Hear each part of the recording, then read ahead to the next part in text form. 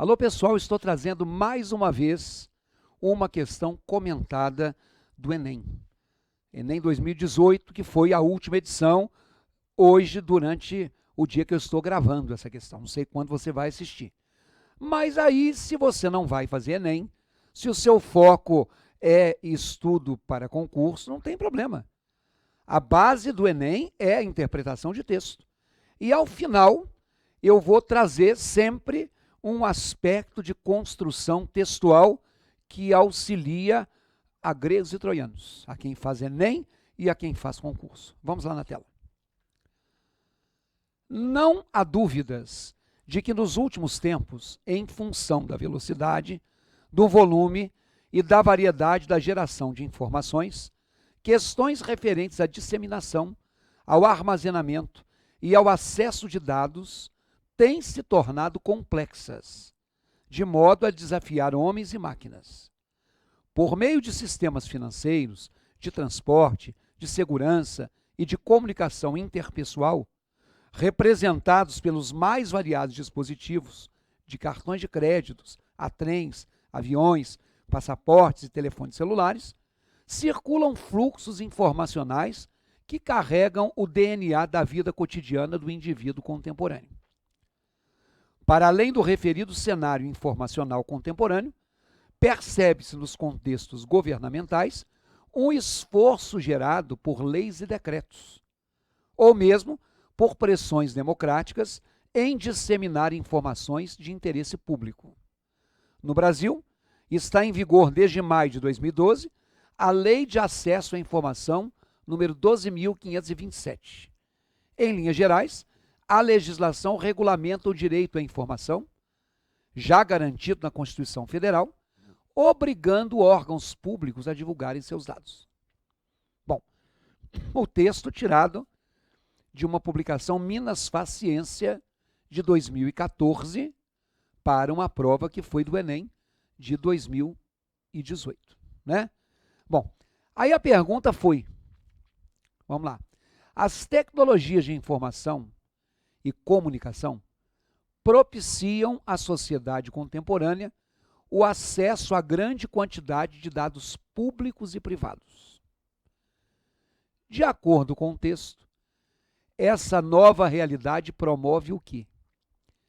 Questionamento sobre a privacidade, mecanismo de vigilância das pessoas, disseminação de informações individuais, interferência na legislação no uso de dados, transparência na relação entre governo e cidadãos. Bom, vem aqui. Claro, se você tivesse essa questão aí, em mão, você não tem, você está acompanhando um comentário de uma questão que eu estou fazendo aqui agora. Mas você poderia pausar e ler. Vou te dar uma chance. Coloque aí na tela. Frise essa imagem, leia esse pedaço do texto e chegue às suas conclusões. Vem cá. Frisou.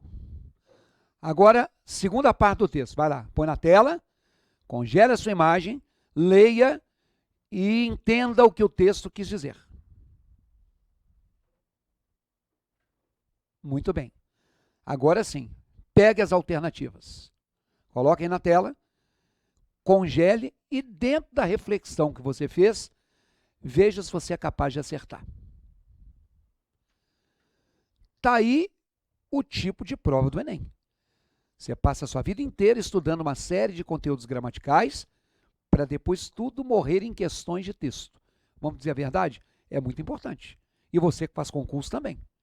Então, ele está dizendo nesse texto que a gente hoje vive num mundo veloz, que tem variadas informações, que as coisas são disseminadas, as coisas são armazenadas e acessar os dados tem sido uma coisa complexa e os homens então estão desenvolvendo as máquinas.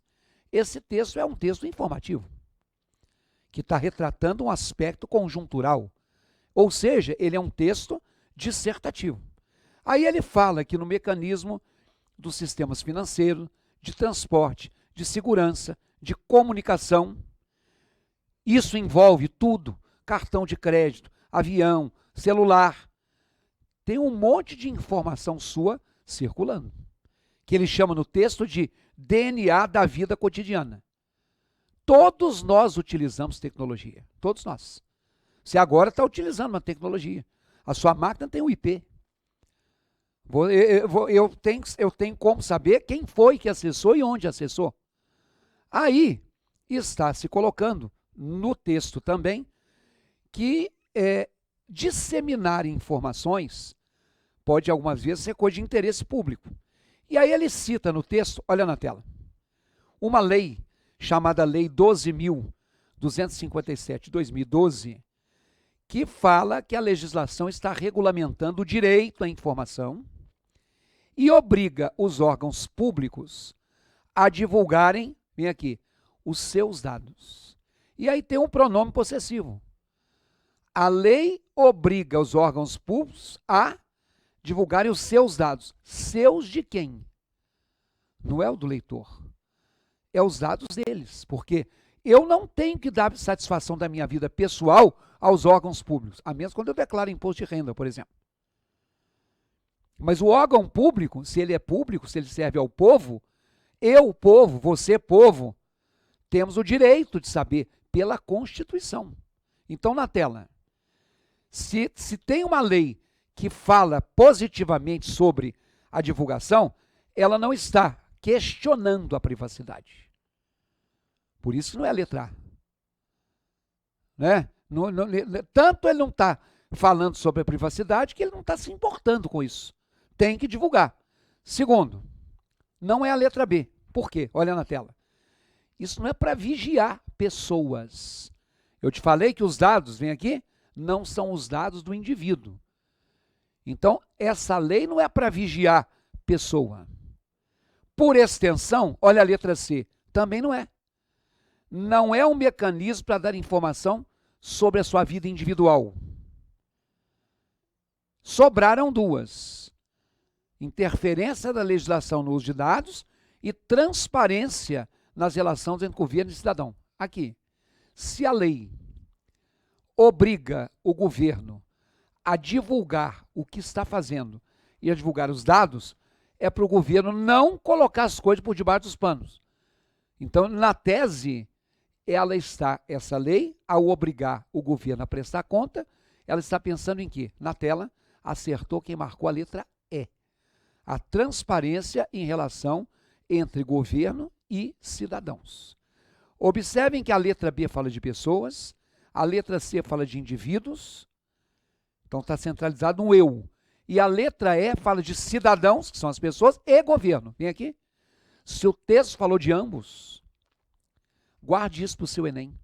Sempre a resposta melhor é a mais ampla. Aquela que falou só de indivíduo, aquela que falou só de pessoa, restringiu. Aqui falou de cidadão e de governo, ampliou. Ok? Agora eu quero aproveitar na sua tela o seguinte fragmento do texto.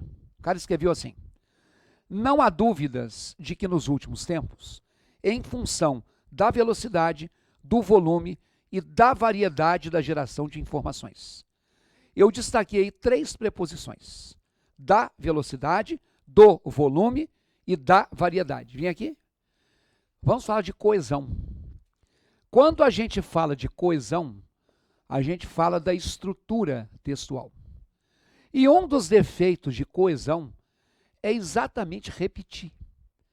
A gente aprendeu que toda repetição deve ser evitada, porque a repetição é um defeito textual.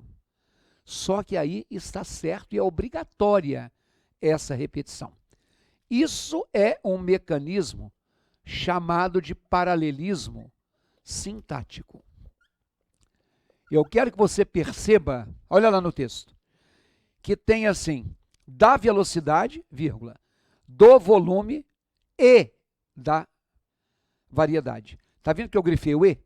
É porque eu triparti. Eu falei de velocidade, eu não, o autor do texto, né? Eu falei de volume e eu falei de variedade.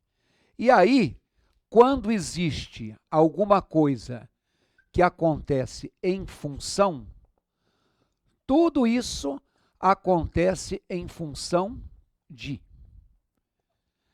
Eu poderia ter um texto que dizia assim, ó, isso ocorre em função do elemento 1, velocidade. Como a palavra velocidade é feminina, aí ficou em função da velocidade.